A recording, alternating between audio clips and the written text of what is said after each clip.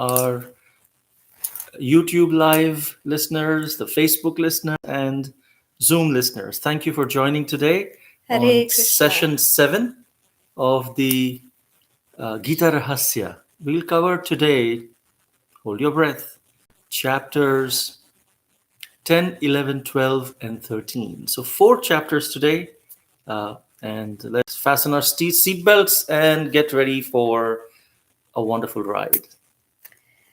Om Namo Bhagavate Vasudevaya. Om Namo Bhagavate Vasudevaya. Om Namo Bhagavate Vasudevaya. Om Jnanatimirandhasya Jnananjana Shalakaya Chakshurum Militam Yena Tasmai Shri Gurave Namaha. Nama Om Vishnuvaya Krishna Presthaya Bhutale Srimate Radhanath Swami Niti Namine. Nama Om Vishnupadaya Krishna Presthaya Bhutale Srimate Jayapataka Swami Niti Namine. Nama Acharya Padaya Nitai Kripa Pradayine Gaura Katha Dhadaya Nagara Grama Tarine. Nama Om Vishnupadaya Krishna Presthaya Bhutale Srimate Bhakti Vedanta Swami Niti Namine. Namaste Saraswate Deve Gauravani Pracharine Nirvishesha Shunyavadi Paschatya Deshatarine. Jaya Shri Krishna Chaitanya Prabhu Nityananda Shri Advaita Gadadhara Shrivasadi Gaura Bhakta Vrinda. Hare Krishna Krishna Krishna Hare Hare Hare Rama Rama Rama Hare Hare. Hare Krishna, again welcoming all of our wonderful devotees over Zoom, devotees watching over YouTube Live and on Facebook Live. Welcome to all of you to this session of Sri Gita Rahasya, Day 7. So today we cover chapters 10, 11, 12, and 13. We start with chapter 10. Let's dive into the nectar of Srimad Bhagavad Gita and explore the mysteries. The opulence of the Absolute, chapter 10. So yesterday we looked at the overview of chapter 9. Let's look at the connection between chapter 9 and chapter 10. Krishna ends the 9th chapter with the imperative that we must fix our mind on Krishna. Manmana bhava madbhakto madhyaji mam namaskuru. Chapter 9, text 34. So now Krishna is explaining how to fix our mind on him, on his opulences. It describes the opulence which a devotee can fix the mind. How can we do Manmana bhava? 10th chapter. And then how do we remember him when we see these wonderful, opulent, powerful, beautiful things in the world? This is Krishna's understanding. Then chapter 9 conclusion is that one should become a pure devotee of the Lord. So chapter 10 will now increase our devotion by hearing more and more about Krishna's opulences. This is true Krishna Katha. So this chapter is especially very special because we can see how Krishna in this chapter, which we will send you a PDF version after the session, that Krishna is describing what he is amongst various entities or even things in this world. So how we can remember Krishna? By just remembering, when we remember one particular thing, we can immediately focus that on Krishna. So that technique Krishna is providing in this chapter. All right, so let's start the PPT and we look at the overview of chapter 10. It's divided into multiple sections. We have 4 sections in which the chapter 10 is actually divided into. Section 1 is from chapter 1, verse 1 to 7, Next slide, please. and it talks about understanding Krishna's unknowability, how one should serve Krishna because he's unknowable in one sense. In one sense, his source is unknowable because his origin is impossible to understand. He's the source of all, he explains to us. And because we are created, we are not the creator, we are the created, we are dependent on the creator. We cannot independently understand our own source until the source reveals himself to us. And if we understand this fact, we will be grateful, thankful, and would like to serve Krishna with devotion. Because many people, they ask, who is the source of God? God is the source of everything. So who created God? God created all of us. If someone would have created God, that person would be God. Because by definition, God is the source of everything. So God is also the source of God. We should understand that ultimately Krishna is eternal. He has no beginning, no end.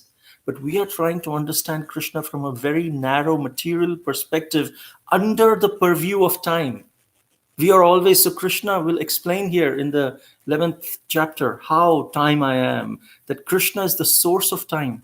Krishna is the source of beginning and end. Before even we knew about this concept of beginning and end, before time was created, Krishna was present. So we cannot really understand someone who is beyond the purview of time. We cannot try to understand from within the purview of time. So we should understand that Krishna is the source, and only Krishna can, when he reveals himself from outside the purview of time, and he reveals himself into the purview of time, we can understand he's eternal. He does not have a source because he does not have a beginning. He just exists eternally. Then we go to section 2. And section 2 is the wonderful Chatur Shloki Gita, verse 8 to verse 11. These 4 verses are talking about the Chatushloki Bhagavad Gita. Entire Bhagavad Gita is summarized in these 4 verses.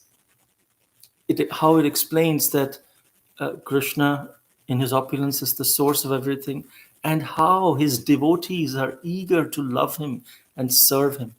Then he talks about how Krishna also reciprocates with his devotees. This is the essence of Bhagavad Gita. Then section 3, from verse 1 to 18, Arjuna accepts Krishna's position and he requests, I want to hear more about your opulences. I accept that even the previous authorities accept you as the Supreme Personality of Godhead. So you must be the Supreme Personality as far as I have realized. And therefore, I want to know more and more about you. Otherwise, unless you tell about yourself, you are unknowable. Then finally, section 4, text 19 to 42. Krishna's opulences describe the most prominent among his limitless, all-pervading opulences. And then Krishna names what his opulences are, explains that these opulences are nothing but a fraction of his entire glory. And because he pervades, he supports the entire universe with just a mere fragment of his total potency. This is what we understand in the final verses of the 10th chapter. Okay, so we can go to the next verse. In the 10th chapter of the Bhagavad Gita, there are 7 important verses, very sweet. And out of these 7, 4 of them are the Chatushloki Bhagavad Gita. So here is the first verse of the Chatushloki Bhagavad Gita. So we will recite all the 4 verses together, and then we will go back and explain each verse at a time, because it's a Chatushloki Bhagavad Gita as a package.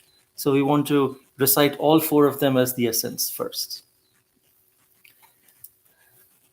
Aham sarvasya prabhavo matta sarvam pravartate iti matva bhajante mam buddha bhava samanvitaha Machita madgata prana बोधयन्तः परस्परं कथयन्तश्च मां नित्यं तुष्यन्ति च रमन्ति च तेषां सततयुक्तानां भजतां प्रीतिपूर्वकं ददामि बुद्धियोगं तं येन मामुपयान्ति ते तेषामेवानुकम्पार्थम् अहम् अज्ञानजं तमः नाशयामि आत्मभावस्थो ज्ञानदीपेन भास्वता. So this was the Chatushloki Bhagavad Gita. So here's the translation. We can have the first one. Thank you very much. So this is the first 8 verses translation. I am the source of all spiritual and material worlds. Everything emanates from me. The wise who know this perfectly engage in my devotional service and worship me. So here he's explaining about Aham Sarvasva Prabhavo. I am the source of everything. And in fact, this explains to us how, if we simply add Krishna in our life, we don't have to remove anything, just add Krishna, everything will be perfect because he's the source of everything. When we are a charger, when a charger goes into the socket and connects to the source of electricity, suddenly everything becomes illuminated. Similarly, we simply add Krishna in our life and connect to the source. One time, there was an Arab. He had 17 camels, and he had 3 sons. One fine day, he left his body, and then his attorney came and said, "Your father has left a will." He told the 3 sons. We can end the slideshow here, please. And the 3 sons said, "Oh, uh, he left 17 camels. Okay, what did he leave in his will?" He said he left 17 camels for you, and he said that this is how he is divided: half of the camels go to the first son, 1/3 go to the second son, and 1/9 of the camels go to the third son. And the sons were looking, really? How do we make half of 17? That's 8.5, which means the ninth camel we have to cut in half, but then there'll be no camel. What kind of a thing is this? How can we do this? And 1/3 of 17, 17 is a prime number. In one sense, it cannot be divided by anything. What did our father, did he not want us to leave anything for him? The attorney said, I don't know. I just work here. I'm just reading off of what he left. And then a wise man came in. He said, I can resolve this. I have 1 camel. I'll add this 1 extra camel to your herd of 17 camels. All right. Now, the first son gets how much? Half of it. So half of 18 camels, 9 camels. The first son, you take it. And then how much does the second son get? He gets 1/3. Okay, what is 1/3 of 18? 6. Okay, so 9 camels have gone. Now 6 go to the second son. Now, what is the last one? What's the third son get? 1/9. Okay, 1/9 of 18 is 2. All right, so 2 camels, the third son you get. Now, how many are remaining? 9 went to the first one, 6 went to the second one, that's 15, and 2 went to the third son, 17. All right, and my 1 camel, I will take it back. And now you have been divided. There's 17 camels. And so everyone said, what? What just happened? What did you do? And this wise man left. What he did was he resolved the puzzle, resolved the issue by adding 1 camel to the herd. That 1 camel is Krishna. Our life is filled with so many perplexities that are seemingly impossible to solve. How can I resolve this? Who can help me? How can I do this? It's impossible sometimes. But if we add Krishna, everything becomes clear. Everything becomes very, very much in the realm of possibility simply if we connect. to the source, Krishna. Haribol, that's such a beautiful story, Prabhu. Thank you so much for sharing. Now we move to the next verse. The next slide, please. This is 10.9. The translation is: The thoughts of my pure devotees dwell in me. Their lives are surrendered to me, and they derive great satisfaction and bliss, enlightening one another and conversing about me.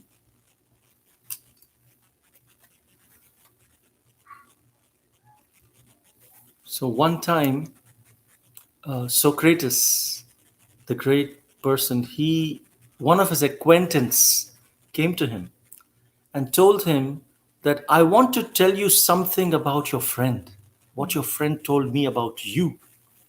And so Socrates said, really? Okay, wait a minute. If you really want to tell me what my friend told me, about me,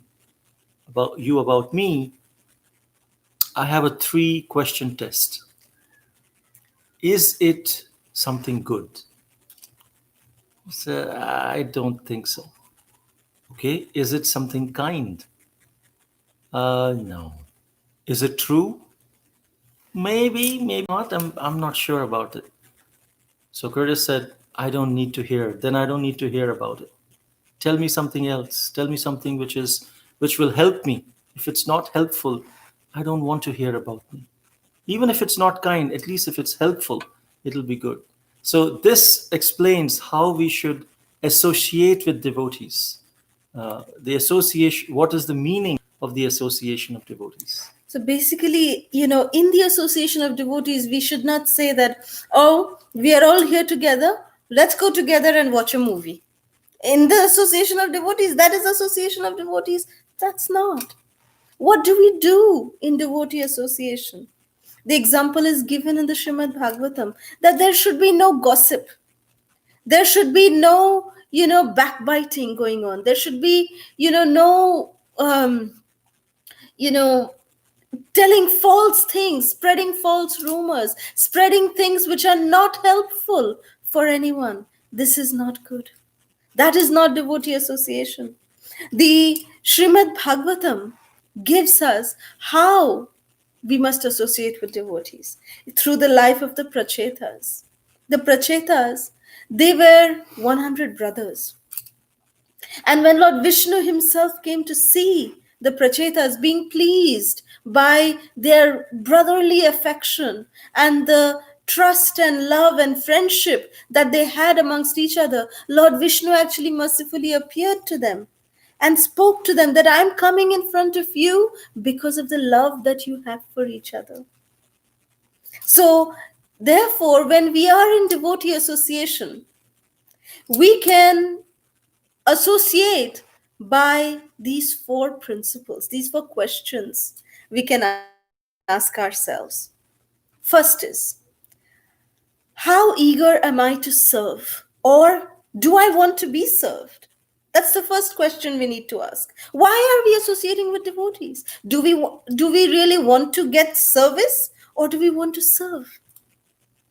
Second, how eager am I to respect others? Or am I rather striving for respect for myself? Third, how much do I care for others? Or do I just mainly care for myself? Am I just looking out for myself?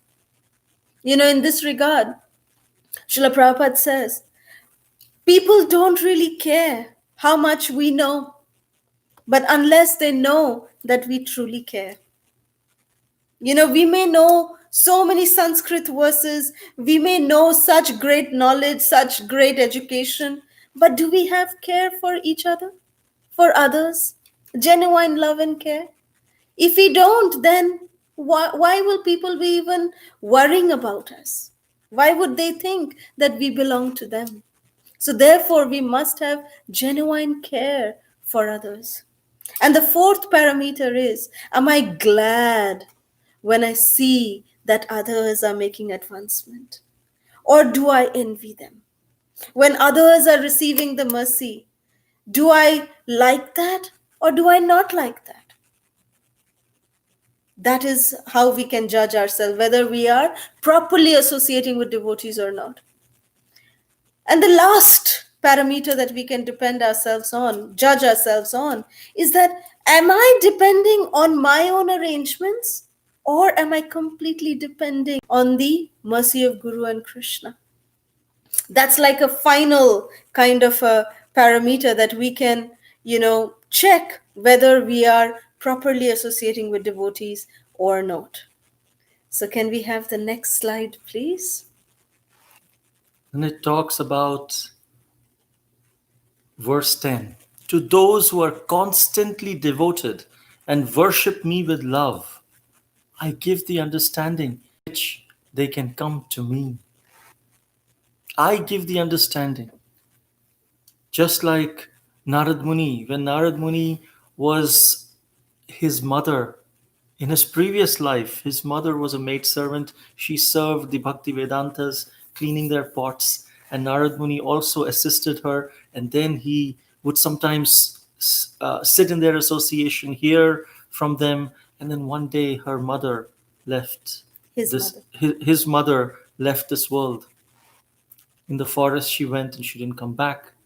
Narad Muni in his previous life was just a child who actually was an orphan at that time. He didn't know what to do. He followed the instructions that he had heard in the association of the Bhakti Vedantas, and he started uh, meditating on the Lord, on the mantras of the Lord. And as he was doing that, after a long time passed, suddenly he had a glimpse with his closed eyes. He had a glimpse of a beautiful personality, and he became overwhelmed, and he opened his eyes. He said, what was that? What was that experience? And then he closed his eyes again. He tried to meditate more and more and more, and he just wouldn't get it. He tried and tried. And then a voice came from within himself that, O Narada, in this life you will not see me anymore, but you continue what you're doing, and then in the next life you will become my dearmost servitor, Narad Muni. So, in this way, because Narad Muni was performing devotional service based on what he heard from devotees, the Bhaktivedanta devotees, therefore he got his things got revealed to him. And Krishna says here, I give the understanding by which they can come to me. So, this is an example of Narad Muni where Krishna explains this. Can we have the fourth verse, please? 10.11. Out of compassion for them, I, dwelling in their hearts, destroy with the shining lamp of knowledge the darkness born of ignorance. So here Krishna is saying that devotees, when they are in trouble, I do not let them go just like that. I make them remember, just like we saw yesterday in the pastime of Gajendra, that Gajendra in his previous life was Maharaj Indradyumna. Maharaj Indradyumna, he had left his kingdom and he was, engaged in the forest in tapasya on the Supreme Lord. And one day a rishi came, Agastya rishi came. And because Maharaj Indradyumna was so engaged in meditation, he had his eyes closed and he didn't even see the great sage come. There was no fault on Maharaj Indradyumna's side, but sage Agastya felt a little offended and he said, oh, you are acting as if you are a great sage, but you did not even acknowledge the presence of a devotee. So therefore I curse you. You're acting like an animal. You can become an animal. Become an elephant in your next life. So Maharaj Indradyumna, he out of his gratitude, he accepted that curse. And he became the great king, the king of the elephants. He became Gajendra. And then Gajendra, when he was in the waters, frolicking with his family, at that time, this crocodile came and bit him. And then Krishna reminded him in his heart that as Maharaj Indradyumna, he would recite the beautiful Narayan Kavacha mantras. So Krishna, he reminded Gajendra, those precious Narayan Kavacha mantras. So Gajendra could recite them. And he called out for the Supreme Lord, and the Lord came immediately to deliver Gajendra. So, just like in chapter 9, Krishna says, this is text 31 in chapter 9, very, very, very important verse. Can we have the next slide, please? This is a very, very important. This is text 31 of chapter 9. क्षिप्रं क्षिप्रं भवति भवति धर्मात्मा धर्मात्मा शाश्वतशान्तिं शाश्वतशान्तिं निगच्छति निगच्छति कौन्तेय कौन्तेय प्रतिजानीहि प्रतिजानीहि न न मे मे भक्तः भक्तः प्रणश्यति. प्रणश्यति. He quickly becomes righteous and attains lasting peace. O son of Kunti, declare it boldly that my devotees will never perish. That Krishna himself, he is not making a declaration that I am declaring that my devotees never perish, because sometimes Krishna has gone back on his own word. Like, for example, in the just before the battle of Mahabharat, Kurukshetra, Krishna promised that, okay, I'll be on the side of the Pandavas, but I will not take up any weapons. But then when Pitama Bhishma heard this, he said, oh, you'll not take up any weapons? I'll make sure that you take up weapons. So Krishna, the devotees are so dear to Krishna that Krishna can give up his own promise to fulfill the promise of his dear devotees. So just to fulfill the word of Pitama Bhishma, Krishna, forgot his promise, and he lifted that, wheel, and he charged at Pitama Bhishma himself. So this is how Krishna, sometimes when his devotees' words and his word are at the same level, then Krishna fulfills the word of his devotee. Therefore, in this verse, we see that Krishna is saying that, my dear Arjuna, you declare it boldly that my devotees will not perish. That if Arjuna declares it, then Krishna will make sure that that will not happen. So like this, you see in the PowerPoint that Krishna is, it's raining, the devotees chanting, Krishna is holding up the umbrella for his devotee. This is how dear the devotees are to Krishna. So we can end the slide here. We can continue on. Thank you very much. So now we go to verse 12, 13, and then 41, where Krishna is actually explaining that he is accepting. Arjuna says, you are the supreme Brahman, you are the ultimate, you are the supreme abode, you are purifier of everything, you are the absolute truth, you are the eternal divine person, you are the primeval God, transcendental and original, you are the unborn and all-pervading beauty. And it's not just my realization, but all the great sages, Narada, Asita, Devala, Vyasa, they proclaimed this of you. And now you yourself are telling this to me. So it is confirmed that Arjuna reaches this conclusion that Krishna is the Supreme Personality of Godhead. So one who is a true student of Bhagavad Gita, unless they also reach the same conclusion, their conclusion is not valid. Because the best student of Bhagavad Gita, Arjuna, he reached that conclusion. And so we all must, if we are true students of Srimad Bhagavad Gita. And then Krishna goes on to explain all the different opulences that he has and of how he is the greatest of all the beings. And can we have that on our slide, please? The next slide, where it explains a lot of all of the things what Krishna is on the slide. And yes, Thank so you. here you will see that of all X, I am Y. Krishna is actually explaining that of all the uh, demigods, of all the qualities, I am the best qualities. Of all the sages, I am the best of sages. Of all nature, I am the best that is there in nature.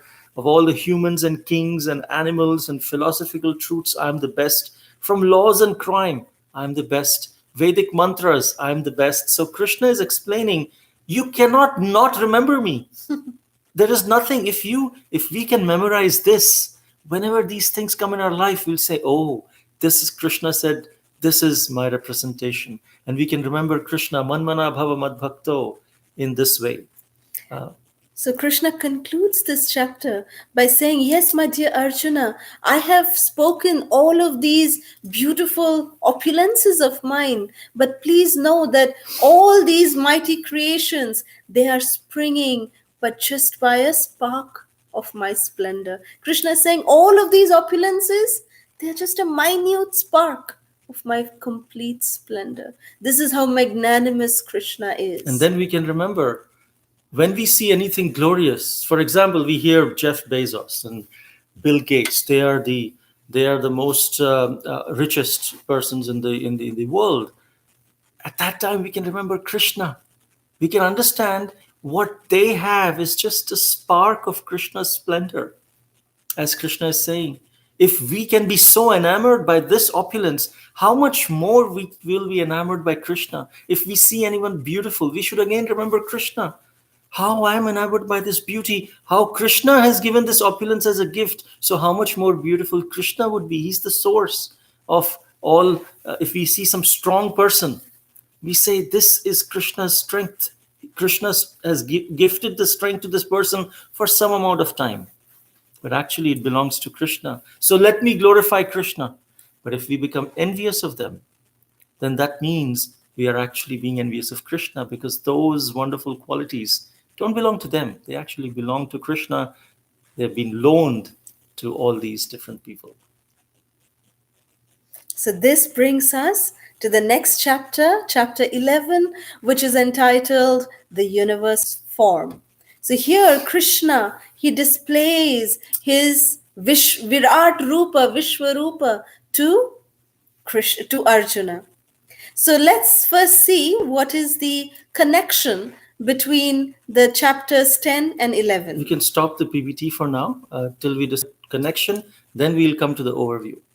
So connection between chapter 10 and 11 is that after hearing Krishna's words in chapter 10, that just the last verse, with a single fragment, I pervade and support the entire universe. Arjuna wants to say, oh, then I want to see that opulence. You're saying this is just a spark of your splendor. I want to see how you are pervasive in everything. Then even though Krishna is driving Arjuna's chariot, he is driving Arjuna's chariot, and he is also pervading and supporting the entire universe at the same time. And so in the introductory verses of this chapter 11, Arjuna asks Krishna, please reveal your universal form to me. We can have the PPT now. So it is described in about five sections. Section 1 talks about from verse 1 to 8, Arjuna's request and Krishna's description of his universal form. How Arjuna is requesting, please show me your universal form. And Krishna, before showing, he first describes his own universal form, then bestows upon Arjuna the necessary vision to see this universal form. Then section 2 is from text 9 to text 31, where Sanjaya is describing Arjuna's vision. Because remember, Sanjaya is already bestowed that special vision by Vyasadeva. So Sanjaya is able to see, but Arjuna had to be given special vision in order to visualize the universal form. So here in this section 2, Arjuna beholds Krishna's universal form with utmost astonishment, and he hesitatingly begins to describe what he's seeing, because universal form is very ghastly. It's a very ghastly form. First, he sees all existence immeasurable with great radiance in one place within this form. Second, he also sees Krishna's frightening and the all destructive, the form of time, that, living entities are getting crushed in the jaws of the universal form. It's very ghastly to visualize such a thing. Then Arjuna then asks that, what is your mission, my lord? Who are you? Please. Arjuna is actually trembling when he's seeing the universal form. Then section 3, 32 and 34 texts Krishna is actually saying, time I am, I'm the destroyer of the world. Look, both the great warriors on both sides, they are already slain by my plan. They will die. I want you to take credit. If you want, you can become my instrument and fight. Otherwise, someone else, I will have to give this credit to someone else. They are already going to die. Nimitta matra bhava savyasachi. Then we This go. is a very, very important verse, Nimitta Matra Bhava Savyasachi, that Krishna is proving to Arjuna, saying that whether you choose to fight, if you choose to fight, you can get the credit. But I have actually already killed everyone. Krishna shows it to Arjuna. So he says that if you choose it, great. If you don't, I'll get somebody else. So you just become my instrument and fulfill my mission. Section 4 then talk about Arjuna's prayers from verse 35 to text 46. Arjuna is, when he sees the universal form, he's trembling. He's praying to Krishna's universal form. Please forgive me. In ignorance, I treated you as a friend, but look who you are. And please, enough. I want to see you back in your two-armed form. Please reveal that to me. Then finally, section 5, which is from verse 47 through 55, that only pure devotees are actually able to see the two-handed form of Krishna. So Krishna, here in this section, he withdraws his universal form, and Krishna first manifests his four-handed form. So here, and then finally, Krishna shows which is the Adi Purusha, which is the origin of the universal form, which is the origin of the four-handed form, is also shown here by showing to Arjuna that the two-handed form of Krishna is the one which is original. So, those of us who may have the doubt that is Krishna the source or is Lord Vishnu the source? So who is the original Supreme Person? So here, Krishna in this chapter is resolving that doubt. That he's saying that the two-armed form of me as Krishna is the primary form of mine. Okay, we go to the next verse, the two important verses in the 11th chapter is text 54. Bhaktya tvananya shakya aham evam vidhorjuna gyatum drashtum cha tatvena praveshtum cha parantapa. My dear Arjuna, only by undivided devotional service can I be understood as I am, standing before you, and can thus be seen directly. Only in this way can you enter into the mysteries of my understanding. So here one time, Prabhu was sharing this very beautiful story. He said that there was one time a professor who came to meet the spiritual master of Srila Prabhupada, Srila Bhakti Siddhanta Saraswati Thakur, and he said, "Oh, Goswami Maharaj, I have certain questions, certain doubts." So Bhaktisiddhanta Saraswati Thakur said, yes, definitely we'll sit and talk. But you see, there's a festival going on and there's some services that are needed. Would you mind rendering some service? The professor said, sure, I would love to do something. So then Bhaktisiddhanta Saraswati Thakur engaged the professor in devotional service, in washing pots, in cutting vegetables, in cooking for the Lord. He assisted the devotees in performing this festival. Then at the end of the festival, the Bhaktisiddhanta Saraswati Thakur was sitting with the professor and he said, okay, please now tell me, what doubt did you have? I can answer your questions. And then the professor said, actually, just by engaging in the devotional service, my questions are all answered. So Bhaktisiddhanta Saraswati Thakur just smiled and said that this is what it is. And he quoted this particular verse, that only by undivided devotional service can I be directly understood as I am. So that way we can enter into the mysteries of Krishna's understanding.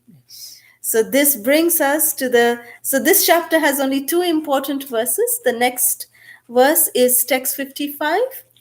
Mat karma krin mat paramo mat bhakta sanga varjita nirvaira sarva bhuteshu yasa mameti pandava. My dear Arjuna, one who is engaged in my pure devotional service, free from the contaminations of previous activities and from mental speculation, who is friendly to every living entity, certainly comes to me. So Krishna is giving his promise here. If you engage in my pure devotional service, you will definitely come to me. And this leads us to chapter 12 of the Bhagavad Gita. So before we go into chapter 12, I just had one comment to make. If we can notice that there's one quality that Krishna says we have to uproot it completely from us. You see, there are six negative emotions that are there in every living entity, which is lust, pride, greed, envy, anger, and illusion.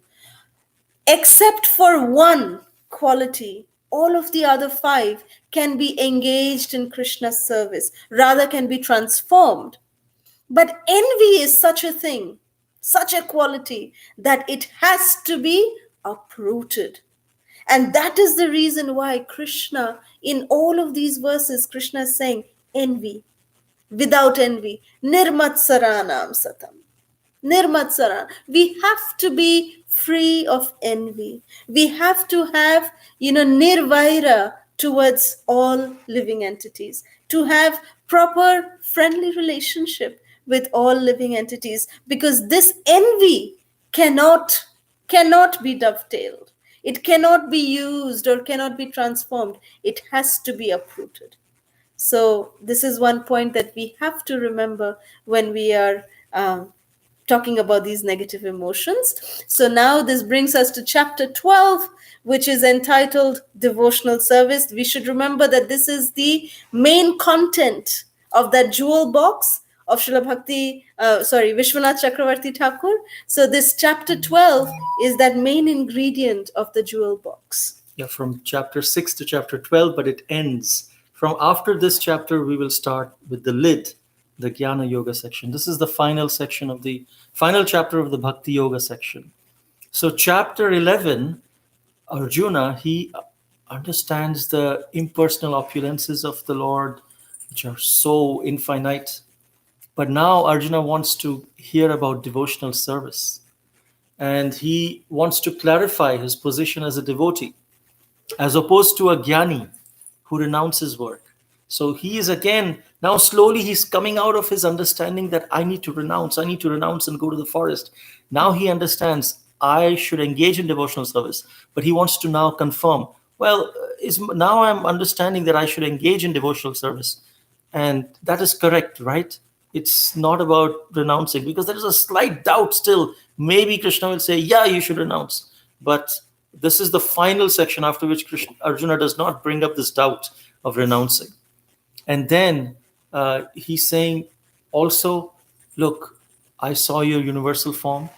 You revealed your two-armed form always. Frankly speaking, I'm attached to your two-armed form. Is that all right? Is that okay? Can I do bhakti to this two-armed form? Krishna says, obviously, yes. You cannot do bhakti to my universal form in that sense. This two-armed form is superior to the universal or the unmanifested Brahman. Because many people, they make mistake. They might make mistake that this awe-inspiring, this universal form is more significant than Krishna's two-armed form.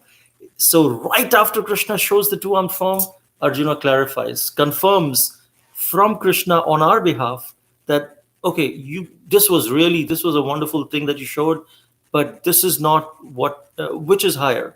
I believe two-armed form is higher. Am I right about this? And he confirms that. So we can show the different sections of the 12th chapter. There are 3 sections of the 12th chapter. And there's just 20 verses. Many devotees actually know all 20 verses in this chapter by heart, memorized, because each and every verse in this chapter is extremely important. So section 1 is from text 1 to text 7, where it's explained how bhakti is superior to impersonalism. And then one who is a worshipper of the impersonal feature, he's less perfect. He's not perfect. He undergoes more difficulty than the person who worships Krishna with great faith.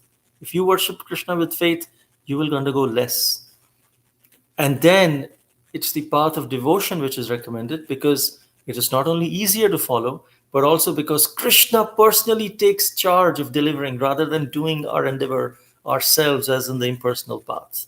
Then section 2 is text 8 to 12, talks about progressive stages of devotion, that one lives within Krishna by continuously fixing one's mind and intelligence upon him. If we cannot do that, then we can practice the regulative principle of bhakti yoga to increase one's desire to an ability to remember and obtain Krishna. People say, how do I increase my eagerness? There was a question 2 sessions ago. This is where Krishna is answering that. If you perform the regulative principles of bhakti yoga, then that will increase your desire and eagerness to attain me. Then, if you cannot do that, then surrender your work to Krishna. If you cannot do that, give up your result, and for some good cause. And if you cannot do that, then try to read, get some knowledge, some meditation, cultivate meditation, like that. Then final section is talks about different qualities that make one dear to Krishna. Do you want to know how we can become dear to Krishna? Here, Krishna is telling, if you want to become dear to me, who is a person dear to me? He gives all these qualities. Because of possessing these divine qualities, cultivating these divine qualities, one becomes dear to Krishna. And then one who faithfully follows this path of devotional service makes Krishna as the supreme goal. Ultimately, a sense is very dear to him. We go to the next verse, text 5 of the 12th chapter. क्लेशोऽधिकतरस्तेषाम् अव्यक्तासक्तचेतसाम् अव्यक्ता हि गतिर्दुःखम् देहवद्भिरवाप्यते. For those whose minds are attached to the unmanifested, impersonal feature of the Supreme, advancement is very troublesome. To make progress in that discipline is always difficult for those who are embodied. So this talks about how it is difficult, as we discussed, to perform the impersonal meditation. But then Krishna says, next verse, just fix your mind, 8th verse. Fix your mind upon me as the Supreme Personality of Godhead. We can end the PPT. Fix your mind upon me and engage your intelligence in me as the Supreme Personality, and then you will live in me without a doubt. One time, Bhishma Dev, he was told by Duryodhan, Bhishma, you are the greatest warrior. Why are you not able to kill the Pandavas? Why are he accused Bhishma of being soft-hearted towards Pandavas. Because you're soft-hearted, ultimately you are in their camp. You don't have any loyalty to the throne of Hastinapur. And Bhishma got really hurt with that. He said, all right, I have now these 5 arrows. These 5 arrows, I have kept it aside. Tomorrow, with these 5 arrows, I'll kill all the 5 Pandavas. This is my vow. And so Duryodhan was excited. Oh, yes, now if Bhishma makes a vow, he makes sure that he takes care of it. So Duryodhan said, all right, give me these 5 arrows. I want to keep them and keep them safe, and I'll give them to you tomorrow during the war, lest Bhishma changes his mind or his 5 arrows go away and things like that. So he kept his insurance. He said, give it to me. And then Krishna, in the camp of Arjuna, Krishna went to the tent camp of Arjuna and said, Arjuna, do you remember that you had one time saved Duryodhan? And Duryodhan said, ask me what you want and I will give you. And you had said that I'll take a rain check. I'll ask some other time. Now is the time to ask. And Arjuna said, what should I ask?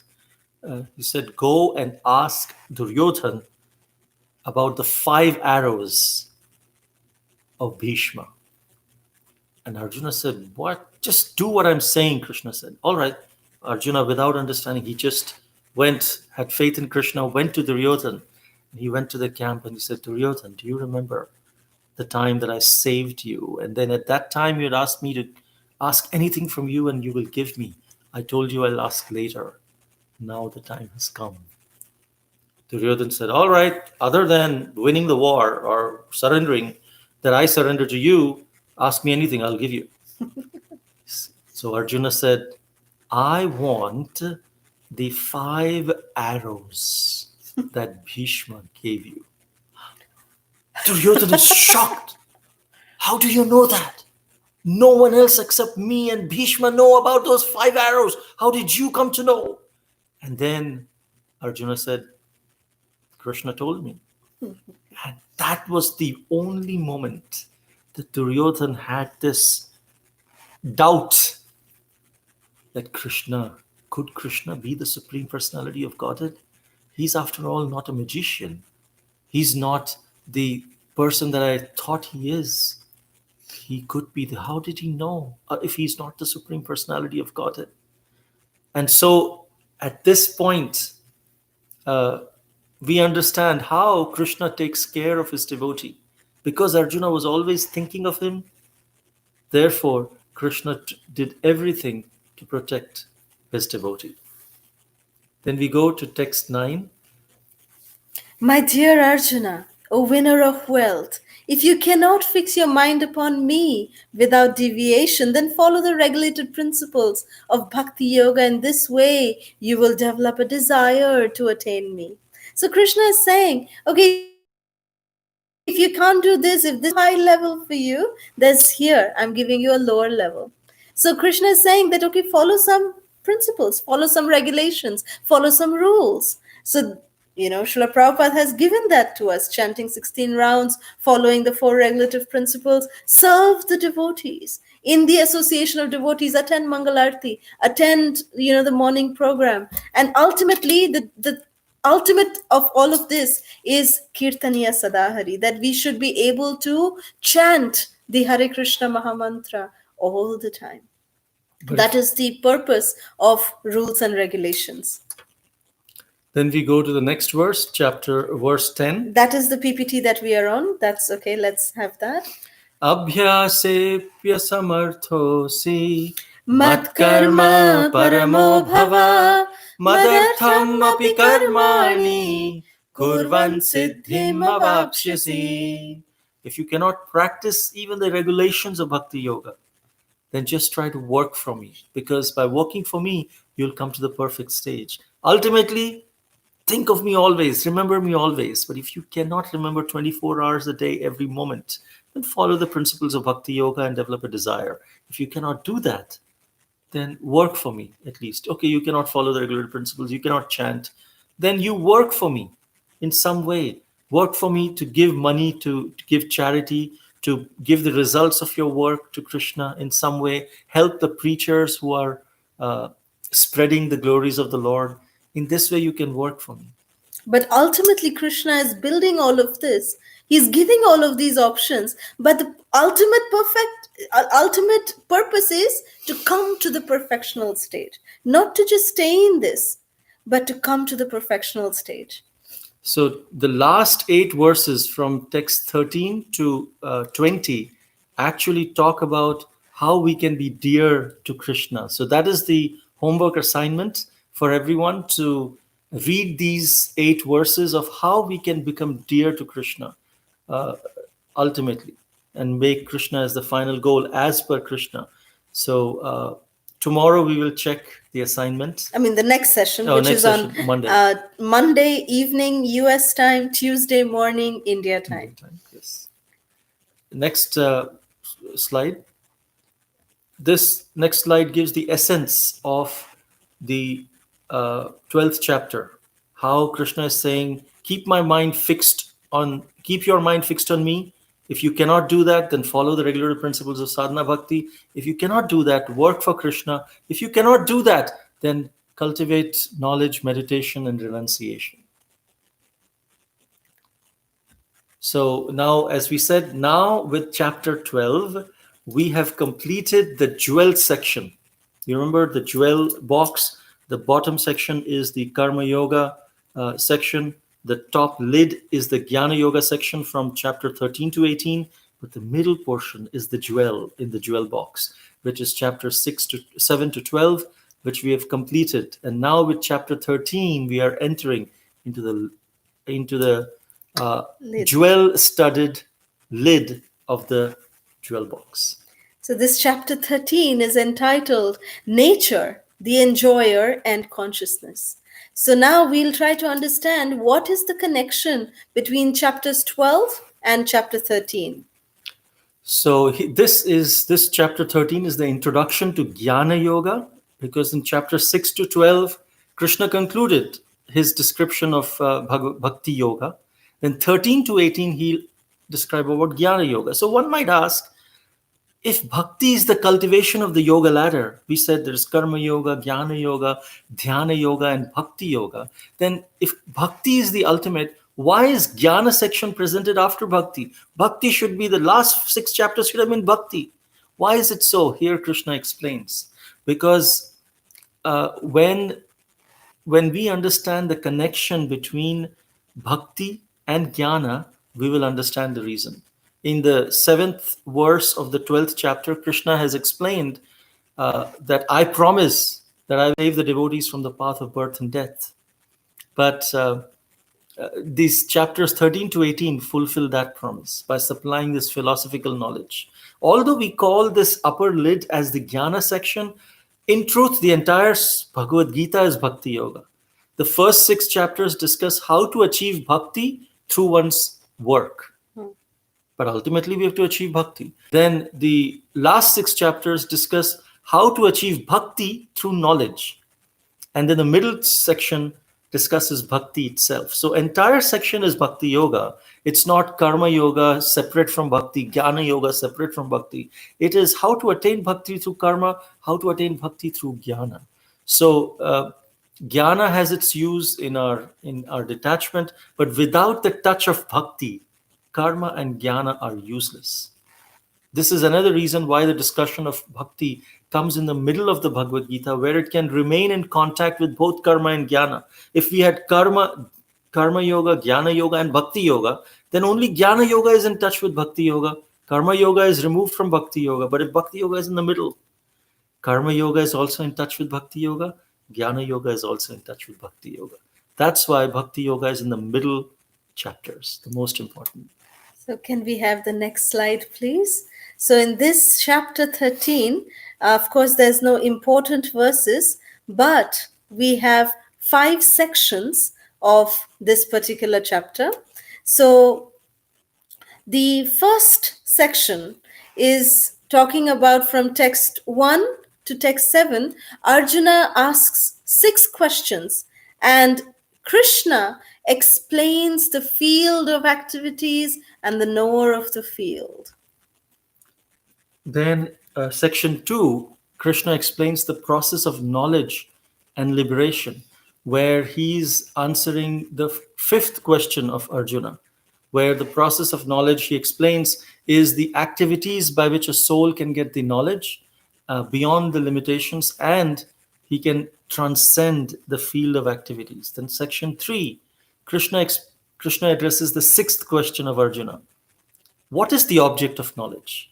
The soul, how the soul can know the super soul, and here Krishna explains only devotees can understand that. Then this ends section 3. So section 1 actually is addressing the questions 3rd, 4th, and 5th question. Section 2 addresses 5th question of Arjuna, and section 3 6th question of Arjuna.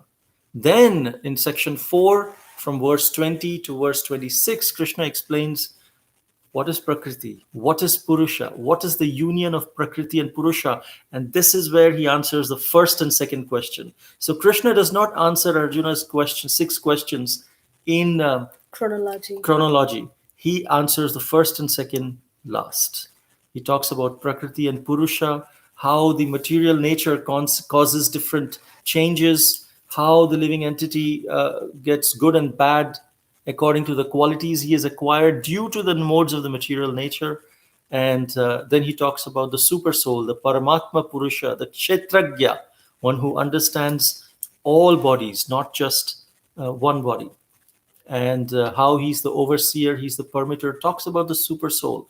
Ultimately, one who understands the Prakriti Purusha interactions, that person will get liberation in the birth in the material world. And he's telling how you can get out of birth and death, because Krishna told in verse 7 of chapter 12, I'll save you. How he saves? By giving this instruction. Not that we can do whatever we want and Krishna will come and save us. He's telling, you do this, I'm telling you, you do this, you'll be saved, I'll save you. And then 25 and 26, he talks about other methods of obtaining liberation, like Jnana Yoga and Ashtanga Yoga, in such a way. Then final section, section 5, Krishna gives Jnana Chakshu, this vision of knowledge, or we also call Shastra Chakshu, because we need to have vision to see the distinction between the body, the soul, which is the owner of the body in that sense, in terms of the caretaker of the body, and the super soul, who recognizes the process of liberation. If we understand these three, we can attain the supreme goal, because we understand the super soul is watching everything, is permitting everything. He's the one who we really have to please, so that Krishna can reveal himself as the supreme personality of Godhead. So this ends our session presentation today. So at this point, we would like to now first interact with all of you based on, we'll first do some, take some reports from all of you about the home assignment that we gave yesterday. And then after that, we will have, our interactive session. So we have a very special slide. And this slide, I hope that all of you can read it. We request you to please follow this. The organizers have asked us to follow this, so we just wanted everyone to be aware of this. Also, I'd like to acknowledge Murti Prabhu. I think in the first or the second session, Murti Prabhu had asked that Krishna talks about 2 kinds of devotional service, and we spoke about 9 kinds of devotional service, and he had a question about it, which we had deferred to when we discussed the 12th chapter. So when our question answer session starts in about 15-20 minutes, Murti Prabhu, please ask your question again so we can understand it in context and be able to address your question if you'd like. Okay, so your home assignment, we request, the home assignment was that please cook something, offer it to Krishna, and give the prasad to your neighbor. So please, we request devotees to share what your experience was. And raise your hand. And please raise your hand. The organizers will then help you in unmuting. So please. Anyone would like to share who all did the assignments?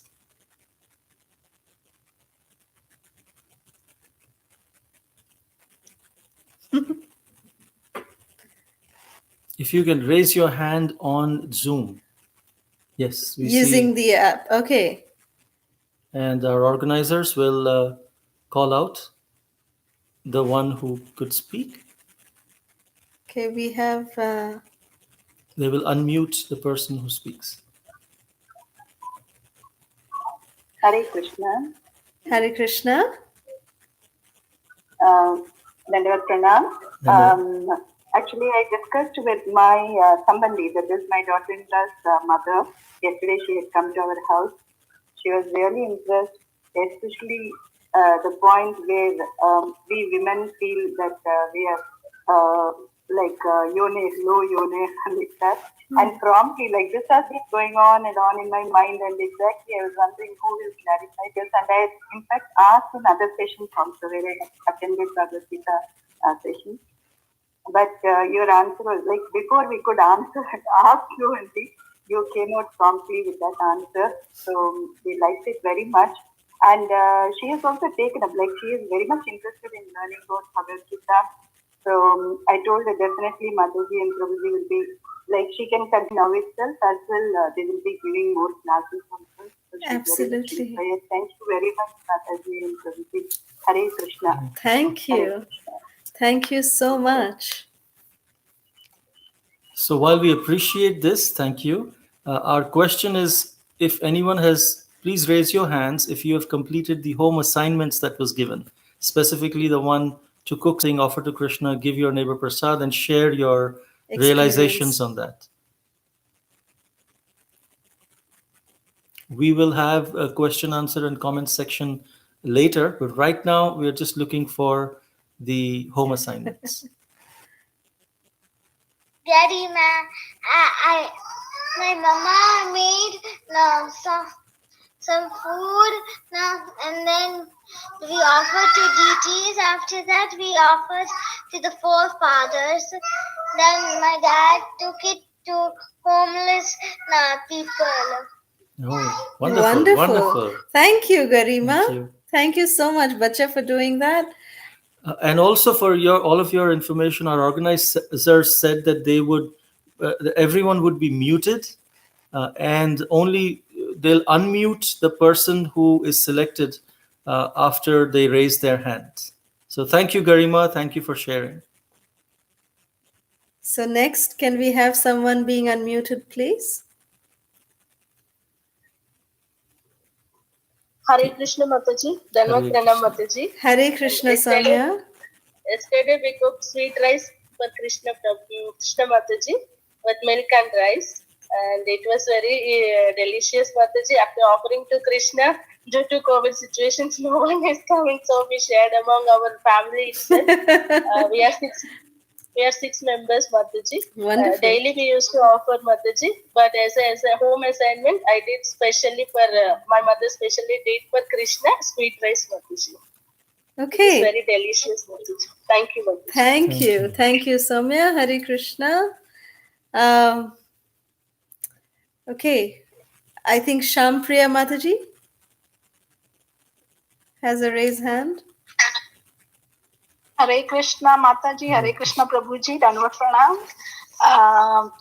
So I did my assignment. I made a prasadam. I made sukhdi. It's a Gujarati sweet. Yes. And I went and I have a lot of American neighbors. Mm-hmm. So I had a question, I had a doubt, but there was one Hyderabadi neighbor that I had, and I went and gave her prasadam.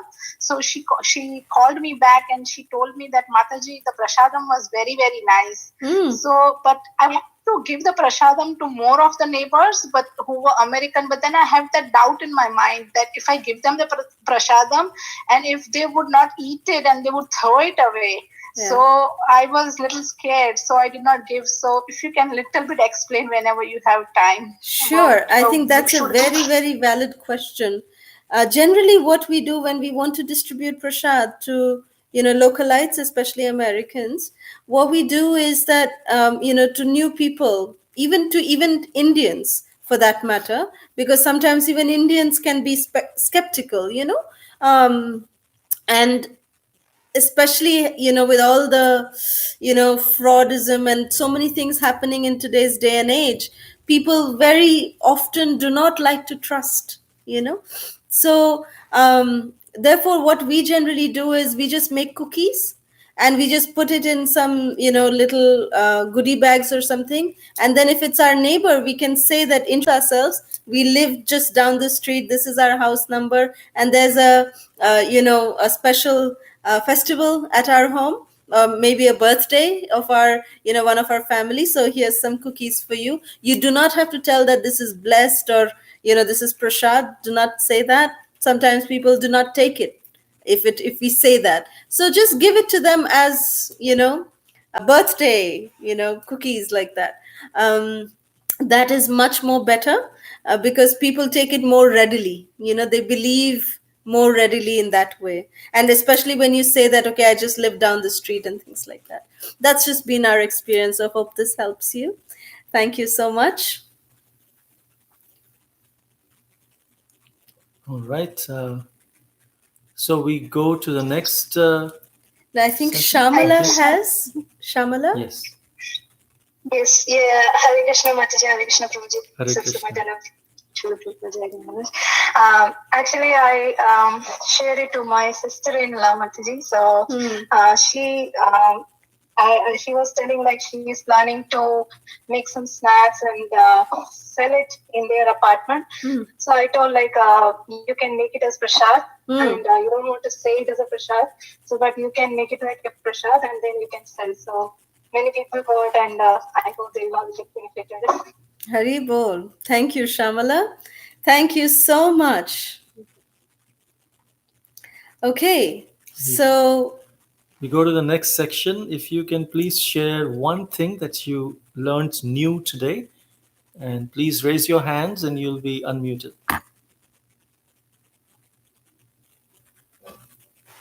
Hare Krishna Mataji, Hare Krishna Prabhuji, Dandavat Pranams. Hare Krishna. Hare So today Krishna. I learned the new thing, the camel story. How if we had Krishna, everything will be perfect. Yes. So that story was very inspiring for me. And the 4 parameters we have to ask when we are with the devotees. What are the Yes. 4 questions we have to ask? So that Yes. is the new thing I have learned today. Wonderful, wonderful. Thank you, Mataji. Thank Thank you. you. Thank you so much for sharing that. Anyone else? Mataji, can I share? Yes, of course. So what I learned in today's session was I learned that I really liked the story about the Bhishma with those arrows and how Krishna told Arjuna to go and find it. I really liked that story, and I also really liked the camel story, which you gotta like always stay with Krishna. And I really liked today's session, Mataji and Prabhuji. Thank you, Hare Krishna. Thank you, Hare Kirti. Krishna. Thank you, Bacha. Thank you so much. Anyone else?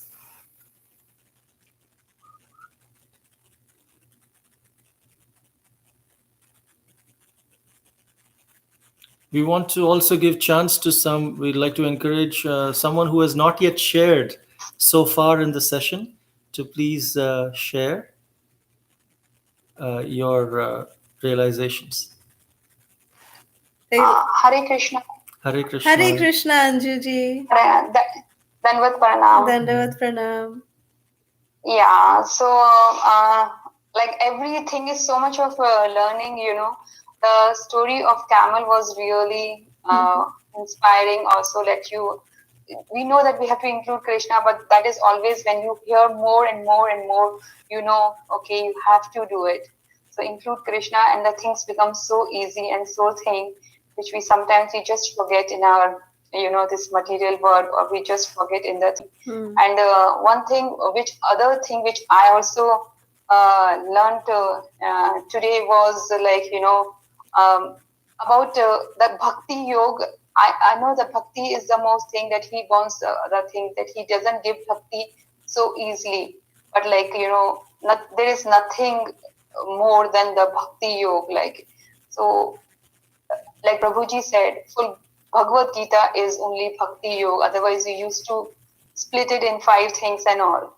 But this was also this, like, yeah, bhakti yoga is the most profound and most thing. So Krishna ko chahiye to bas bhakti hi bhakti karo. Aur Krishna mera hai aur main Krishna ki hu. That's it. Thank you so much. Beautiful, beautiful. Thank you so much for sharing that, Anjuji. Thank you so much. Anyone else would like to share? Rajalakshmi Mataji? Yeah, I'm Rajalakshmi from Chennai. Hare Krishna. Today I learned 2 things. The Bhishma's arrows. This story I have not heard earlier. This is a new thing that the Supreme Lord is always, for the devotees. The second thing I learned is we should not be envious about others. Yes. See, you can appreciate the greatness or the better things what others are having, because if you envy our friends or others, we are only envying the Supreme Lord's grace on the our friends and neighbors. So I learned this today. And it is the Supreme Lord's energy that is given to our neighbors and friends. So we should not be envious on those people. Yes. I learned. Beautiful realization. Beautiful. Thank you so much, Mataji. Thank you. Anyone else? Anyone whom we've not heard? We see so many comments. Would you like to come and share that? Rasmita Mataji, would you like to share? Please come and share and speak it. We see you writing comments all the time, beautiful comments. So please share if you can.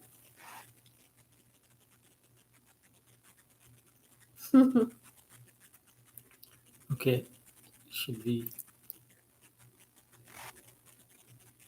So, who is the next person who would like to share or would like the organizers to unmute them? Hare Krishna Mataji. Hare Krishna. Hare Krishna. Hare Krishna Prabhuji.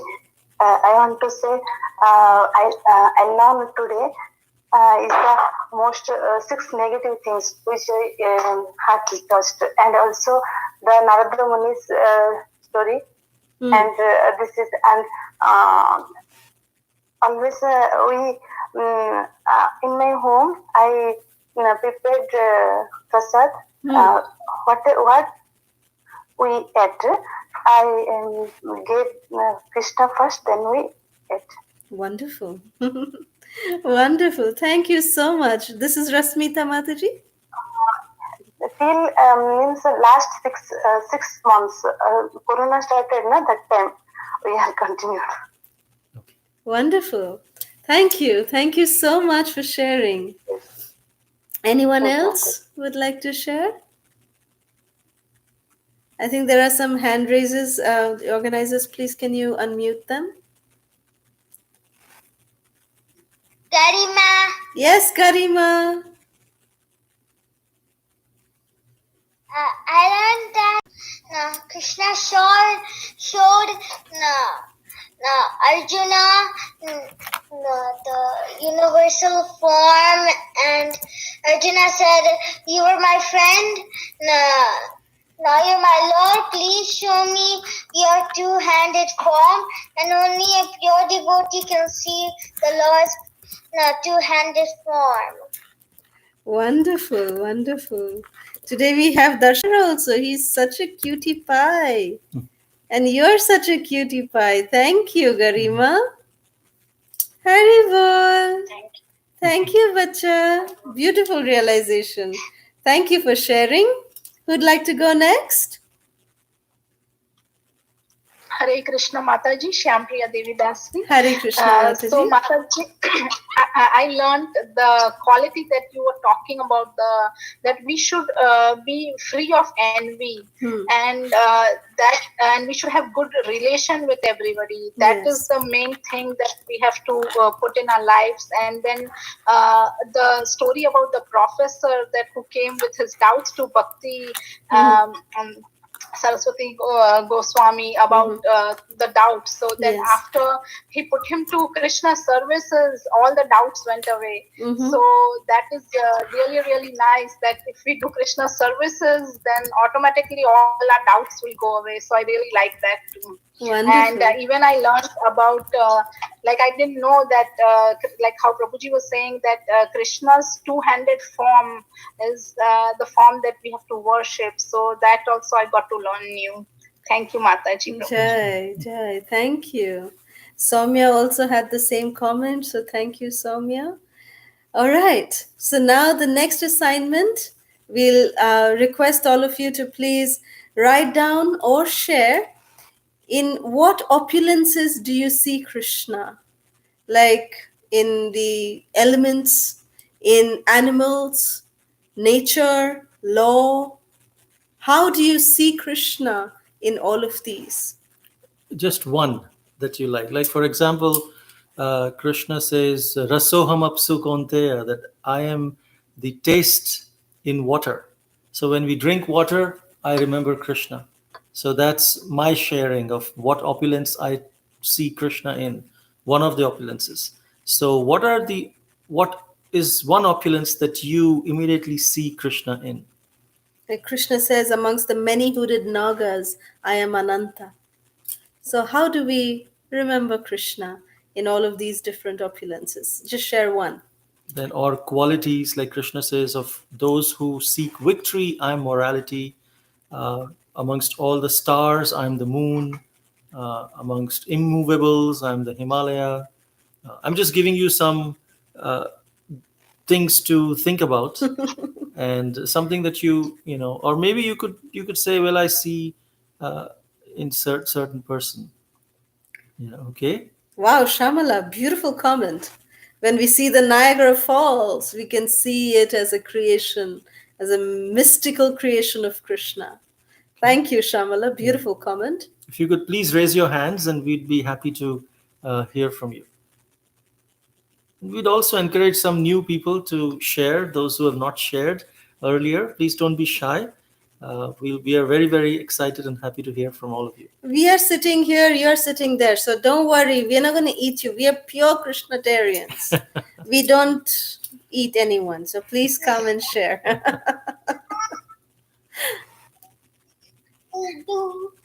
Hare Yes, Krishna. Garima. I learned that when I see the sun, I remember Krishna. Haribo. Beautiful. Thank you. That is the first opulence of Krishna. Thank you, Garima. Of Thank all you. the lights, I am the radiant sun. Thank you, Bacha. Thank you. Who would like to go next? Hare Krishna, Mata. This is Rajeshwari. Yes. I have a pet. I have a dog in my home. So after joining the ISKCON, like, I used to say Hare Krishna to her. So when I first say Hare Krishna, he just wagged her tail. So whenever I say Hare Krishna, now she used to, okay, so this is something more important. And she used to sit with me for Chaitanya Charitamrita class, especially in the evening. Wow. In the evening, Amazing. she used to sit with me and hear CC class. So that is like something amazing for me. Yes. So where I see Krishna makes to sit next to me, and she used to hear that. And whenever I say Hare Krishna, she recognizes that. Wonderful. This is especially, Purva Janma Sukriti. Definitely. That soul has come to you to hear about Krishna. She's been Thank sent you, to Mataji. you. Thank you, Ganesh. Thank you. Thank you for sharing that. We experienced that in our Brajamandal Parikrama last year. Yeah, there was a dog. He would always just follow the parikrama, and we would think maybe it's different dogs with the same thing. Then someone tied like a Red color cloth. resham cloth, silk cloth around him, and then we would see it's the same dog which is just following the parikrama, and then he would come and just when prasadam would be there, he would actually sit, and devotees then started recognizing him, so they started giving him paneer and all of this. He didn't want any of that. He just they started giving him roti, and he didn't want that. He just wanted paneer. So if you would give him paneer, he would eat that. And then when the katha class would start after the parikrama, he would be sitting near the 10th hearing just all throughout the day. Then suddenly, when we next day morning start for walking for parikrama, we'll see him somewhere. Then one time we had to cross by boat Jamuna, and he was in one of the boats as well, Crossing the Jamuna crossing, with and us. so wonderful. He would be so attentively listening. He would be honoring prasadam. He would be going with the devotees just very quietly, and he became very dear to everyone. Wonderful. So thank you, Mataji, for sharing. Yes, we have a lot of devotees who want to share. So please, one by one, Please unmute them. please, we request the organizers to unmute them. Hare Krishna. Hare Krishna. Mataji, I see Krishna everywhere, of course, but then, like our friends, devotee friends only, they have acres and acres of land wherein they are actually, they have made a goshala. And any newborn calf can be adopted by any of us who are interested. Wow. So we have adopted one of the calf, and she is named as Ranganayaki. We belong to Srirangam. Wonderful. And they keep sending us, they are actually looking after the calf, and there are almost nearly 200 types of cows they are looking after. And this is a great picture. Whenever we visit that Goshala office, and whenever we see the cows and calves, it is amazing. Like we feel that Krishna, because the area is also such They are self-fed, like they grow grass there, and they are giving everything, fodder, everything from there itself. So it is Wonderful. amazing. So every time we visit there, we do feel that yes, Krishna is very fond of cows and calves. So we feel that Krishna is very much present there. Thank you, Mataji. Thank you Thank so you. much. Thank Hare you Krishna. so much for Hare Krishna. sharing. Thank you. Thank you. Thank you. Please Hare Krishna unmute. Mataji. Hare Krishna, Soumya. Anvat Pranam Mataji. And I used to feel Krishna when I see the bluish sky before raining. Yes. And I look in the sky, I feel that this is the color of the Krishna. I used to Wonderful. feel like that. And the cold breeze before the rain, I used to feel Krishna. And when I got hurt suddenly, when I kicked something without seeing, I used to shout Krishna. Oh, very good practice. Thank That's you. Thank you, Soumya. Hare Krishna. Hare Krishna. Next. Hare Krishna. I said, Hare Krishna. Who is this? Shamala Gopi. this Shyamala. Yes, Shamala. I remember one more thing. We can't hear you that well, Shamala. Can Yes. you hear me now, Mataji? Good. Yes. Yes. Yeah, so I remember one more example that whenever I see the sun and the sun rays, so to came for the example that how Brahman, Paramatman, Bhavan, and the three features Krishna exist. So I remember that when I see the sun. Wonderful. Wonderful. Thank you, Shamala. Thank you so much. Next. I saw a very beautiful comment from Meena Mataji. Meena Mataji, if you can raise your hand so that our organizers can unmute you next. But Anjuji, I think, is next. So please unmute and speak. Yes. First thing is sun. I daily pray to sun god in the morning to offer, and I see Krishna. And the second thing is this Prajakta flowers. I just pick them up and I just say Hare Krishna, that Maha Mantra, and pick up, and I just feel so connected. I say they just just picking them. I feel they're just saying like he just take me and just do. So I see Krishna in those Prajakta flowers, and I just get lost. That is the most beautiful feeling. And Tulsi ji also, like Wonderful. these three things, the nature are very close, which just I see Krishna in these three things too. Like in the morning, early morning is the thing starts with. Beautiful, Anjuji. Thank you so much for sharing. Meena Mataji, can we have Meena Mataji next?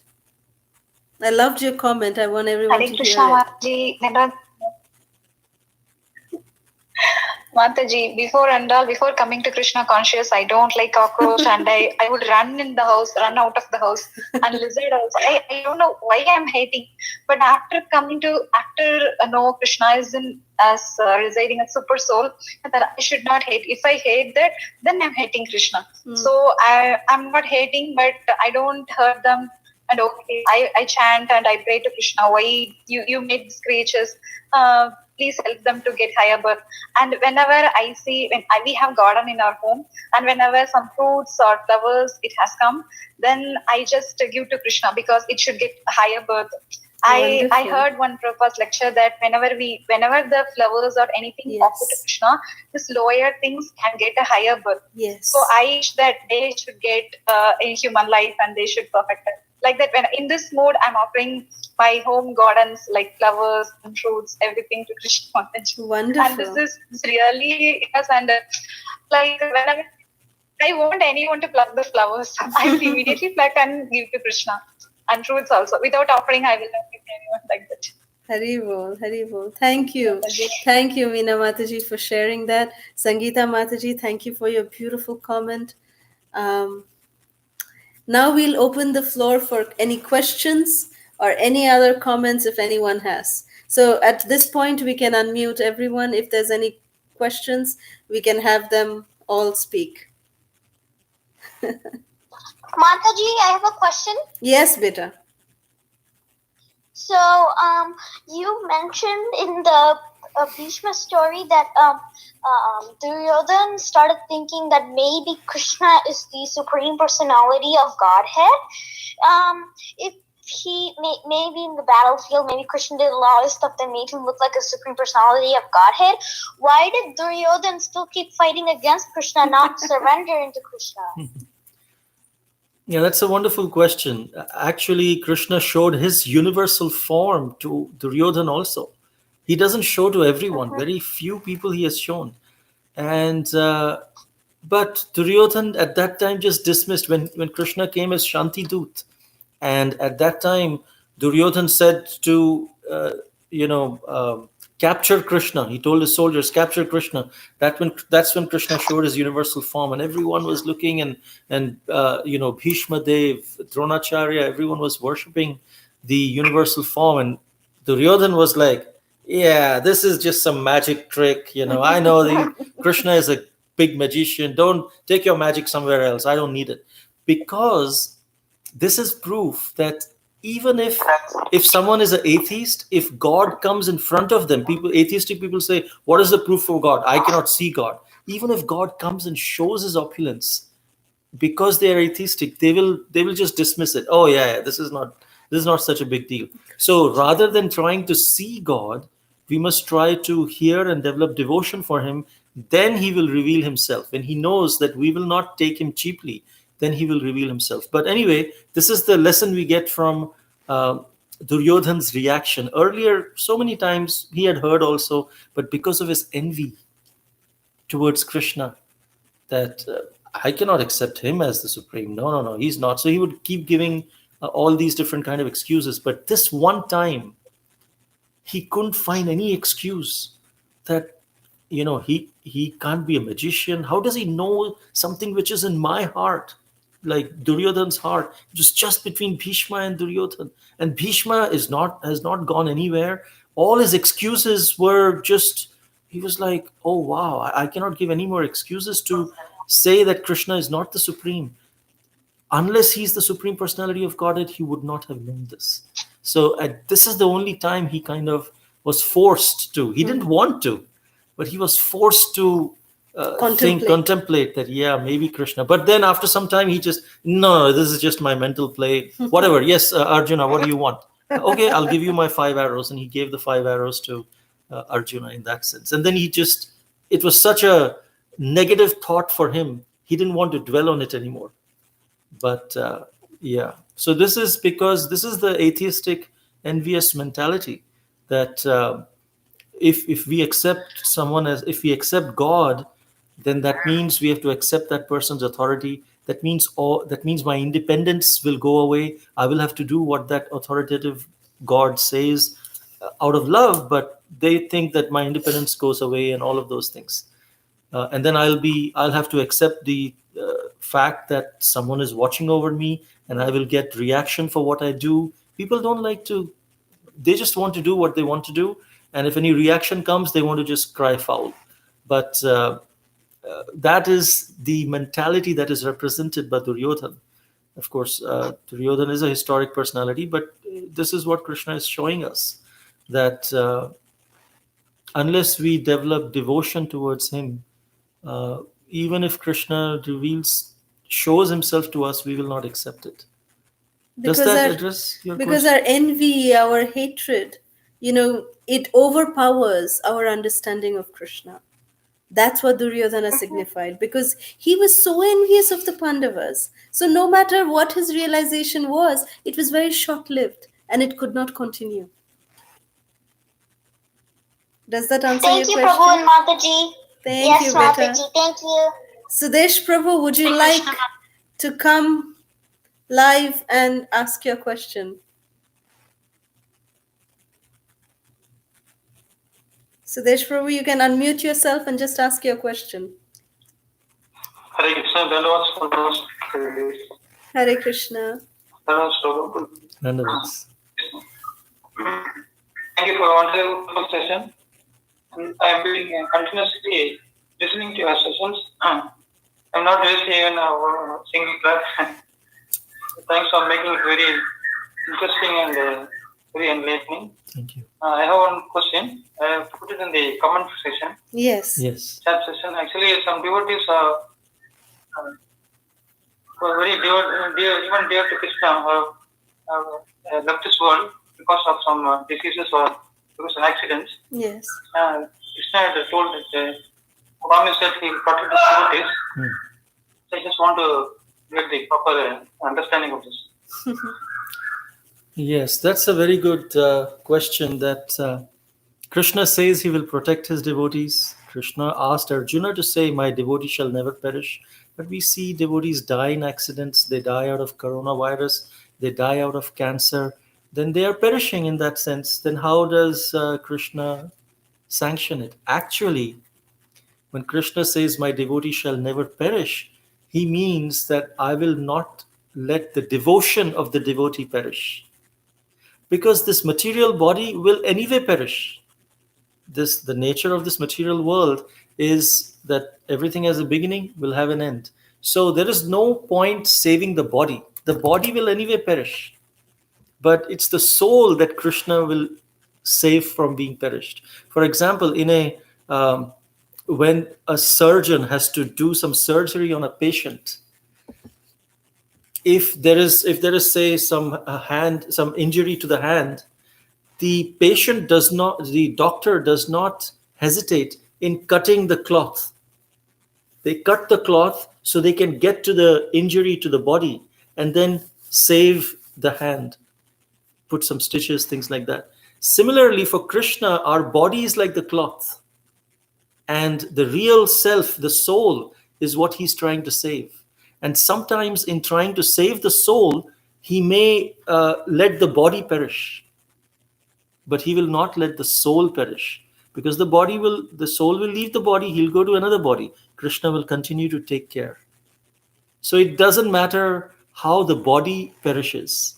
It's the devotion of the soul that Krishna does not allow to perish. When he came as Nrsingadev, he didn't necessarily come to save Prahlad's body, because Hiranyakashipu didn't tell at that point that I will kill you. He didn't tell Prahlad. When he tried to kill Prahlad, Krishna saved him. But at this point, Nrsingadev came because Hiranyakashipu was challenging Prahlad's devotion. Yeah. Prahlad said, Krishna is everywhere. Vishnu is everywhere. And then Hiranyakashipu said, really? You think Vishnu is in this pillar? At that time, Hiranyakashipu was not trying to harm Prahlad's body. He was trying to harm Prahlad's faith, Prahlad's devotion. Oh, you think he's in the pillar? Here, you go. I hit this pillar. And then Lord Nrsingadev came out of the pillar to show that, yes, my devotee says I'm in the pillar, then I'm in the pillar. To save the devotion of Prahlad, he came. So Krishna, when he says my devotee never perishes, he's not talking about the perishable things. He's talking about the soul of the devotee, the devotion of the devotee. I will never let that perish. So we hope this answers your question, Prabhu.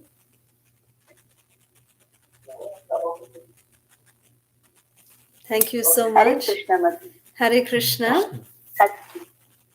Like today's class, like you made us understand that we should not be envious of anybody. But my question is, suppose somebody else envy you, like what is the way that we should overcome that? If someone is if someone is envying us, what happens to a punching bag? Have you seen a boxer fighting and practicing for his boxing match? He is practicing on a punching bag. So the punching bag never punches back. So he just gets sweaty. His hands also start bleeding. Then after some time, he just collapses on the punching bag and he says, okay, now I'm done. I've stopped my practice for today. The punching bag never punches back.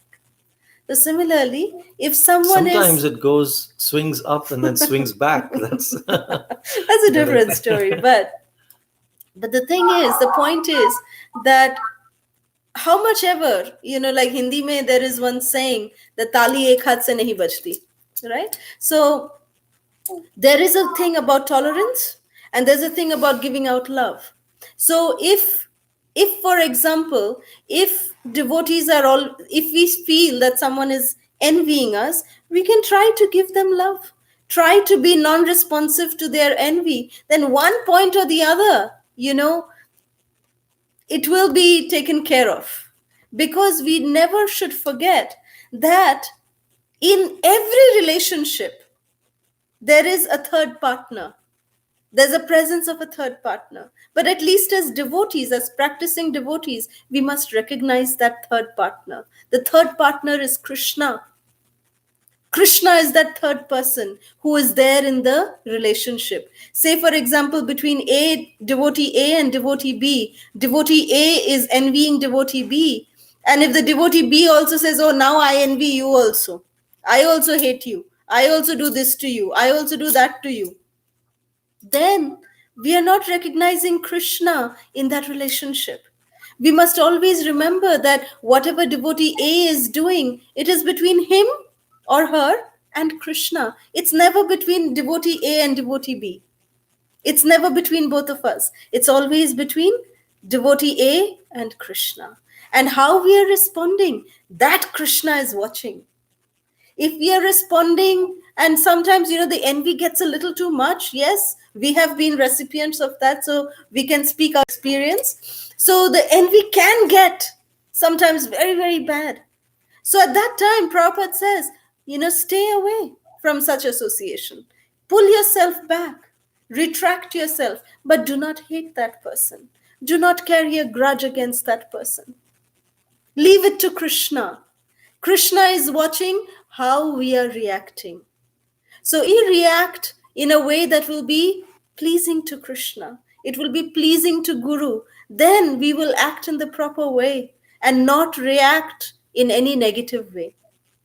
And we'll have faith that Krishna will take care. And Krishna does. Krishna does take care. Just see in the life of the Pandavas.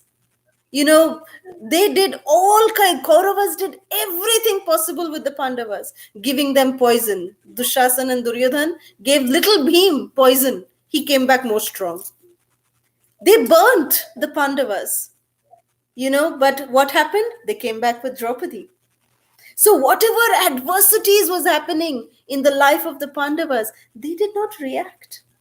Even when the match, the dice match was done, they did not react.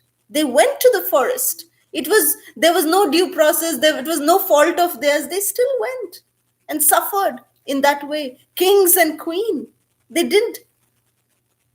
But Krishna, he reacted at the right time. At the proper time, Krishna came and showed Arjuna in the universal form that, look, whatever the Kauravas have done to you, the Pandavas, for them, look, they are in my jaws, in the jaws of death. Krishna showed that to Arjuna. So this is the result. So we should have no doubt about that when we don't react, Krishna will react.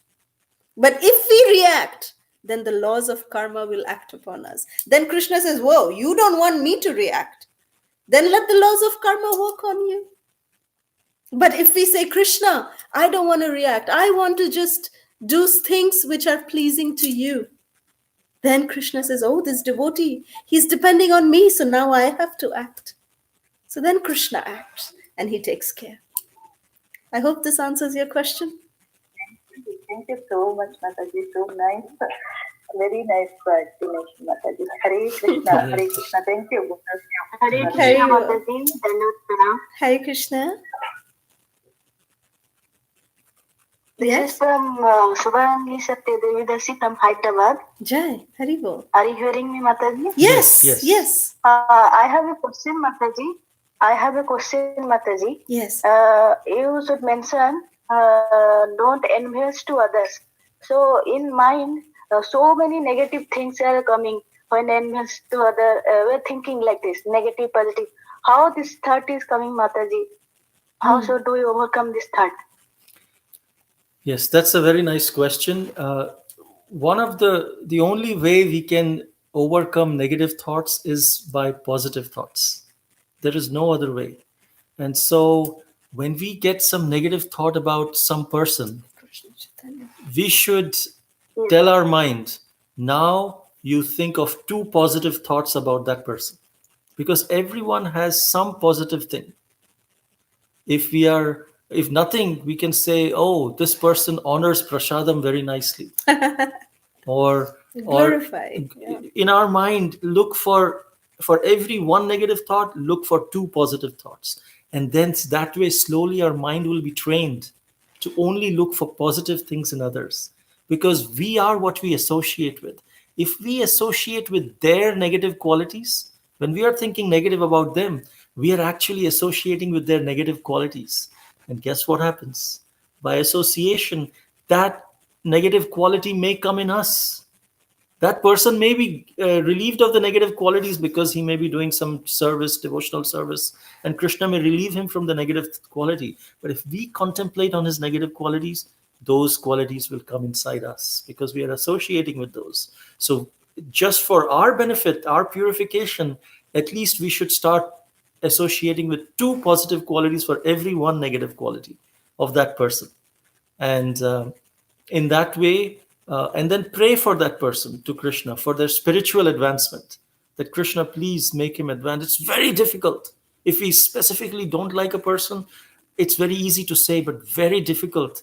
But at least if we can force ourselves, Krishna, I don't like to pray for this person, but still I'm praying because you will be pleased if I pray for this person's spiritual advancement. Please make him advance, him or her advance spiritually. And then look for some positive thoughts. Bhakti Siddhanta Saraswati Thakur used to employ this method. If he knew that two devotees had some problems with each other, during his Vyasa Puja celebration, he would call out those two devotees to come on the stage.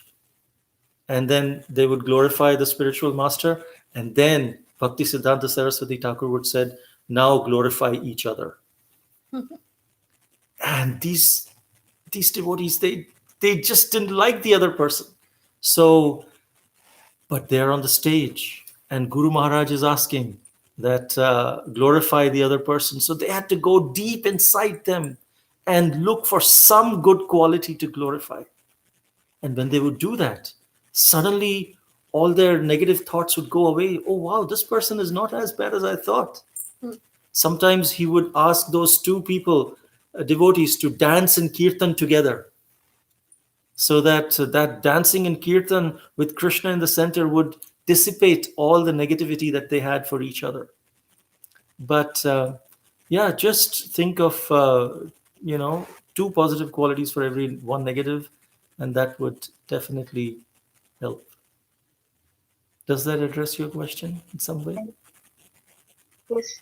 Thank you, Prabhuji, Mataji. Wonderful class. Thank you. Thank you so much. We have a question in the chat by Rajeshwari Mataji. Sorry, I'm having problems completing your request. Please try again later. If you continue to have issues, please contact support.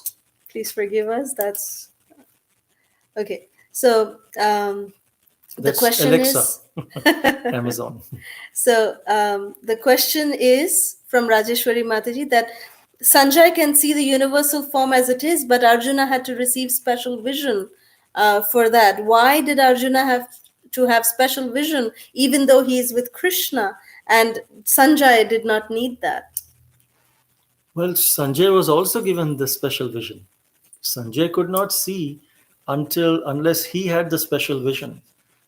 Krishna did not announce to Sanjay that I'm giving you that special vision the way he announced to Arjuna that I will pashya mams, look at it. I'm giving you a special vision. He gave special vision to Arjuna. He also gave special vision to Sanjaya, to Vedavyas, who actually later compiled this whole thing. So Asita, Devala, all these sages, some of the few sages were given the vision to see and hear Krishna, Bhagavad Gita, so that they can disseminate to the rest of the world, and Sanjaya could disseminate to Duryodhan. So Sanjay was without Dhritarashtra. Unless Sanjay was given the special vision, he could not see the Lord. So this is proof that he was given, just that it was not announced in Bhagavad Gita the way it was announced for Arjuna. And Sanjay was already given that by Vyasadeva. So, that was the same vision. So therefore, Arjuna had to be given that vision so that he could perceive the, because the universal form is very ghastly, as we said. It's very bright, very effulgent. With just this mundane vision, we cannot see that bright and effulgent universal form. So therefore, Krishna had to give Arjuna that special vision. So we hope this answers your question. Any other questions or comments by anyone else? Hare Krishna, Mother. Hi, Krishna. Dandavat pranam. All glories to Srila Prabhupada. Please, humble obeisances. Jai. Mataji, Prabhuji, I have actually never understood the universal form properly. Do you mind helping me understand? And also, I have one more question. What is devotional service and how is it different from pure devotional service? Like, what is exactly pure devotional service? Okay. I don't know how much knowledge I have about devotional service, but I just want to understand. Okay. So the universal form basically that Krishna showed to Arjuna is all encompassing, basically. That how when there's nothing more to see when we have seen the universal form of Krishna. Basically, the entire creation is there in that universal form. Every living entity is there in that universal form. So everything moving, non-moving, existing, non-existing, everything is sustained in that universal form of the Lord. So that is called as the universal form of the Lord. And the distinction between devotion and pure devotion is, like we were saying in our previous sessions also, we said that pure devotion is something that we don't have to remind ourselves to do. We do it spontaneously. When we are engaged in Krishna's service spontaneously, that is pure devotional service. That we don't have to remind ourselves. Like, for example, we don't have to remind ourselves to eat, right? Whenever we are hungry, we know, okay, this is the time of the day. We have to eat our breakfast, lunch, dinner, whatever. So we don't have to remind ourselves to eat. Similarly, the day that we don't have to remind ourselves to love Krishna, to think of Krishna. When Krishna is there as the blood running in our veins, in our bodies, that is pure devotional service. And devotional service is what is the process, which is Vaidhi sadhana bhakti. Vaidhi bhakti means the process by which we can come to the stage of spontaneous devotional service. Raganuga bhakti and Vaidhi bhakti. But at the same time, that is one explanation. And also, pure devotional service is without any ulterior motive of any results. We are not worshipping Krishna to get any results. That is pure devotional service. We don't want anything from Krishna. We just want to make him happy. We just want to serve him and make him happy. And if he becomes happy, that's all we want. We don't want, sometimes people say, oh, if Krishna is happy, then he will give me this. If Krishna is happy, he will give me this. Therefore, I will make Krishna happy. That is devotional service, when we are expecting something also. But pure devotional service means we are just for you, Krishna. That's all. Whether you reciprocate with me, don't reciprocate with me, no problem. I just want you to be happy. I want to see you happy by my activities. I want to offer all my activities to you just for your pleasure. No other. We offer some tulsi leaf to Krishna and we say, okay, Krishna, please, dhanam dehi, jnanam dehi, all these things we say. But one tulsi leaf, if we offer Krishna, this is just for you. I'm not expecting anything back in return. Then that is pure devotional service. And right now, the activities of the pure devotional service and the activities of not pure mixed devotional service are the same. We do the same activities, but the consciousness is different. The motivation is different. The motivation is love in pure devotional service. In mixed devotional service, it's love and some other expectation as well. So basically it is said, Anya bhilashita shomyam. Jnana karma The anavritam. Anukulena Krishna Anushilanam Bhaktir Uttama. Uttama. Yes. So that is Bhakti Uttama, where we have Anukulena Krishna Anushilanam, that we are Anya Bhilashita Shunyam, that we don't have any other Abhilasha, any other desire other than, pleasing and satisfying Krishna. So we hope that that answers your question. Yes, Mataji. So in that case, I have a question. Like sometime I've heard devotees sometime recite certain prayers from Bhagavatam. Yes. Like I was teaching Garima Vritasura's prayers. Yes. Sometime I have heard Gajendra prayers, PVV prayers. So in those prayers, I don't know so much, but in those prayers, is it only like a pure devotional service? Or is it that, like Vritasura is asking that I want to meditate only on the lotus feet, and like a baby bird returns back home, I also want to come back. So isn't it, we are asking that we want to come back home, back to Godhead? And at the same time, our mood is to serve, to make Krishna happy. So that's correct.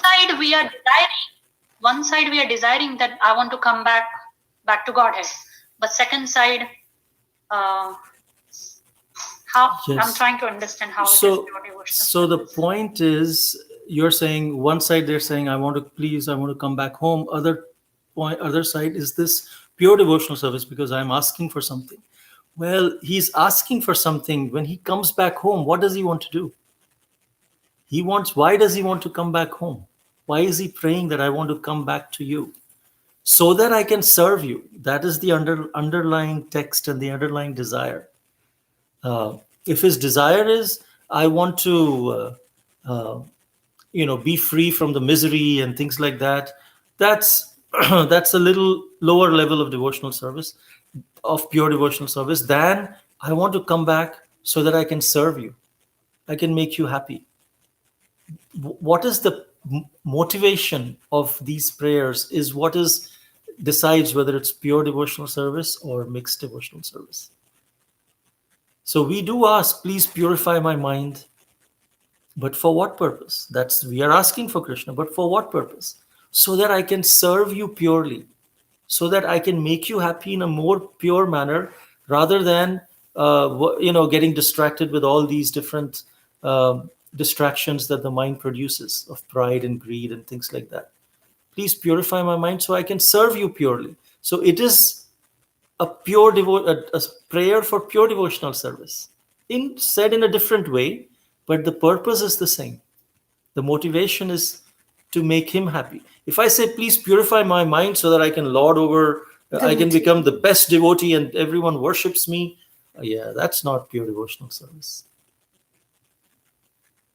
But so that I can encourage everyone to worship you in a pure way, so that I can set an example to and really serve you in such a way that so please help me come back. Now, come back does not mean go to the spiritual world. Come back meaning in my consciousness be reinstated in this position of understanding that I am your eternal servant of the servant of the servant. And then physically I can be anywhere.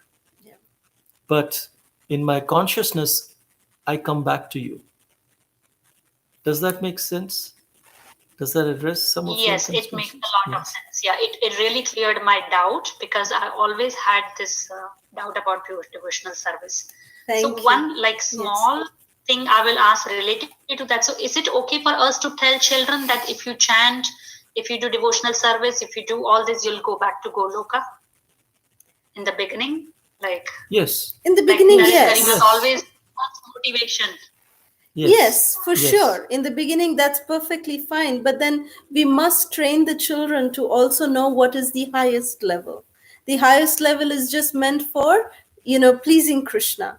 So, what the song that Bhaktivinoda Thakur said, that whether you take me back home, back to Godhead with you, or if you put me into hell, whatever situation you put me in, I just want to remember you as my Lord. Or the fact that, Mahaprabhu's last verse of the Shikshashtakam, that whether you embrace me tightly or whatever you do with me, you are my worshipable Lord eternally. That's the mood that we must somehow or the other, communicate to the children. But yes, starting with going back home, back to Bharat is a very good start, of course. Thank you so much. Thank Very you, grateful. Champakalata Mataji. Thank you so much. Anjuji, you had a question? Yes, Motherji. Actually, it is related to the previous question only, but I think so part of it is already answered. Okay. It was like a pure devotional services. So, like, in the prayer is always there. I just want your Anand Bhakti and want to be your gopi. So I was just thinking, to please Krishna, if we just pray this also, this is a pure devotional service, or we are still asking for it? We are like, so there was a thing in my mind when I heard about it. So I just wanted to clarify that. Yeah, well, whether we just want to please you, Krishna. However, see, we do not know what our eternal relationship with Krishna is. Like, we may be as a gopi, or we may be as a cow, we may be as a peacock, we may be as whatever is our eternal relationship with Krishna. That Krishna knows, and that is known by our spiritual masters. So they reveal it to us at the right time. And but till then, we can definitely pray to Krishna by saying that, Krishna, whatever way, whatever is my eternal relationship with you, my only purpose is that I want to serve you. That's my only thing, that I just want to serve you. I just want to please you. I just want to make you happy. That's my only desire, in whatever form or whatever relationship that may be in. So that's a good prayer that we can meditate on. And so one more thing was, just to add on it, was so many times, like, I always, when the children, my girls don't listen, I just pray to Krishna and just say, I just don't know anything, I'm a big fool, you just take care of them and just guide them and protect them and give them the knowledge. So Yes. That's also fine. Absolutely. Because we just want to. Absolutely, that's perfectly fine. Praying for our family, yes. When we pray for others, Krishna loves that. So yes, definitely. Okay. Thank you. Thank you so much. Thank you. Any other questions? All right. If not, Mataji, Yes. I have a question. Yes. Actually, in Hinduism, we have many gods: Shiva, Muruga, Vishnu, Lakshmi. So many gods we have. We are used to show devotion to all the gods. Every day I recite Vishnu Sahasranamam, Kanda Shrishti Kavasam, and all that. And I also believe in all the gods, Shiva, Vishnu, everybody. But now, am I going to be restricted myself to only Krishna when I follow this? No. Nothing of that sort. It's just that, like how Prabhu said about the camel story, it's about adding Krishna in our life. Okay. So you just add Krishna. That's all it is. And adding Krishna doesn't actually take too much time. All it's just a 16-syllable mantra that takes, less than 30 seconds to chant. So if you chant even 108 times, it will take you less than 10 minutes. So it's a very simple thing to do. So just add that in your schedule. Thank you, Mataji. Thank you. I'll do that, definitely. Thank you. Hare Krishna. Hare Krishna. Any other Hare questions? Krishna. Yes, Mataji. Sorry, this is Shyampriya Devidasi. Yes. I just, in chapter 9, text 31, how we were talking about my devotees will never perish. So it was like how Prabhuji explained about like the body. He gave a very good example about the body. But then what about our bhakti? Because in the story of Sabri Muni, he did austerity for so many years, and then he went to the ocean, and then he came back and he married 50 wives. So Yes. then did the bhakti perish? So No. You've read the entire story of Shabari Muni. What happened at the end of the life of Shabari Muni? He was able to remember, that, I spent so much of my time with these 50 wives of mine. So now I want to engage in pure devotional service. And he left his home, and he did not leave his wives unprotected. He left, his able sons under, for the protection of his wives. And then he left for the forest to engage in pure devotional service of the Lord. So always remember Krishna's promise in the second chapter of the Bhagavad Gita, Neha Vikramanaso asti pratyavayona vidyate swalpam apyasa dharmasya trayato bhayat. That it will not be, any advancement on this path is never diminished. Krishna's, our spiritual bank account is always there. It will be active. And that spiritual bank account will be able to take withdraw the benefits of it as long as we do not commit offense to Vaishnavas. As soon as we commit offense to Vaishnavas, our account freezes. And then till the Vaishnava forgives us, then our account will defreeze again, and then we can again continue. But offense to Vaishnavas is something very serious. So as long as we don't do that, our spiritual account is never exhausted, never lost. And as we said, Krishna will not let our bhakti perish. Our devotion he will not let perish. That's why Lord Nrsingadev came, to save Prahlad Maharaj's devotion, his bhakti.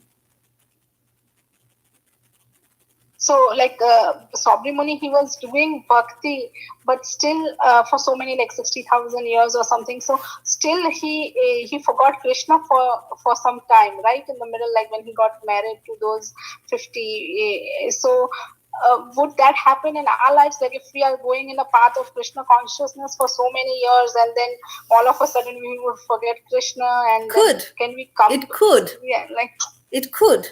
But you see, these cases, Sabri Muni was all alone. He didn't have the association of devotees. You see, Bharat Maharaj, Sabri Muni, what he was doing, he was meditating under the water, all by himself. He was all alone, and he saw two fishes mating, and he got disturbed. And he came into family life. Bharat Maharaj, he was all alone in the forest. And he was, he got attached to the deer. He was from the stage of bhava, the penultimate stage, from prema. One stage below prema, Bharat Maharaj fell down. So what is the lesson that we learn? That if we want to do devotional service, do it in the association of devotees. This is the astra of Mahaprabhu. Sri Chaitanya Mahaprabhu, as the incarnation of Krishna, Krishna, in his previous incarnations, Krishna always comes with weapons. Lord Ramachandra has his bow and arrow, Parashuram has his axe. So many incarnations have all different specific weapons. Lord Chaitanya also came with a weapon. And Mahaprabhu's weapon is Sangopangastra Parshadam, the association of devotees, the Sangha of devotees. This is the weapon by which, if we are together holding each other's hands and fighting in the battle against Maya, we will be victorious. But if we leave the association of devotees, then it's a dangerous position. With the Sangha, we can somehow help each other. If Sabri Muni was doing meditation in the association of devotees, and he was getting distracted by these fishes, the other devotee would say, Prabhu, Sabri Prabhu, you're getting distracted. Just maybe let's focus together. And he would be, oh yeah, I should just focus. So that has, the association of devotees has that effect. But even here, when Krishna says, Name Bhakta Pranashyati, this verse comes right after Krishna saying that even if my devotee falls down, Kshipram Bhavati Dharmatma, the first two lines of Name Bhakta Pranashyati is Kshipram Bhavati Dharmatma Shashvat Shantim Nigachati. That very soon he falls down, even if he falls down, very soon he becomes Dharmatma. Again. Kshipram Bhavati Dharmatma, very soon. And Shashvat Shantim Nigachati, he will attain peace. Because Konteya Pratijanihi, my devotee never perishes. So he's saying, even if he falls down and if he continues devotional service, I'll pick him up, bring him back to the situation. Again falls down, again I'll bring him up. But why? Because my devotee, I will not let my devotee perish. So even by his mistake, if he comes down, I will not let him perish. If he continues my devotional service, he chooses his free will to continue with devotional service, I will not let him perish. That's what Krishna is meaning. And that's what we see. Our history is showing that Bharat Maharaj, as Jada Bharat, he attained perfection. Sabri Muni, he attained perfection. Ajamil, Ajamil, was given a second chance to engage in devotional service. So Krishna never forgets, never forgets. He doesn't see how many times we fall down. He sees how many times we are willing to rise. And that, if we are willing to rise, Krishna says, "My devotee never perishes." Because in the material world, we will fall down. We are actually fallen, thinking that we are risen and now we'll fall down. We are actually fallen. If we actually try to honestly evaluate ourselves, we are not at that standard of pure devotional service. Some of you may be, but if we can evaluate, speak for ourselves. there is also there are some. So we rise just like a child when he's trying to learn to. Then they fall down. Then again gets up, again falls down, and the parents are encouraging. Yes, yes, come. They don't see that he's falling down again and again. They see how many times he's rising up and trying to come to me. And so Krishna is like that loving parent who's only seeing how many times are we willing to rise. And he will, if we are willing to continue walking, continue come to him, he will, again, Kshipram Bhavati Dharmatma, he will not let our devotion perish. Even though we make mistakes and we may try to, we may lose some of our qualities, but Krishna will immediately bring back those qualities.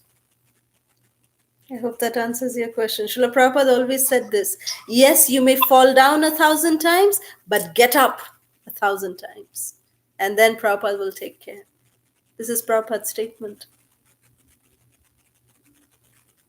Okay. Thank you, Mataji. Very well explained. And today's class was, I felt, so the presentation was so good about the Arjuna and Bhishma and everything. So, like, I was feeling that everything is happening right in front of the youth movies, right in front of me. And so it was very, very nice. Thank you so much. Thank you. Thank you for your encouraging words. That enthuses us and gives us the inspiration to keep continuing to serve all of you. So with this, if there's no more questions, we will end our session here. We thank you all very, very much for being with us for this long and tolerating us. So thank you so very much. Srila Prabhupada ki jai. ISKCON Vartaman Guru Vrinda ki jai. Ananta Koti Vaishnav Vrinda ki jai. Thank you all so much. Hare Krishna. Thank you, Prabhuji. Jai Shri Radhe. Jai Shri Radhe. Shri Radhe. Dandavat Pranam. Hare Krishna.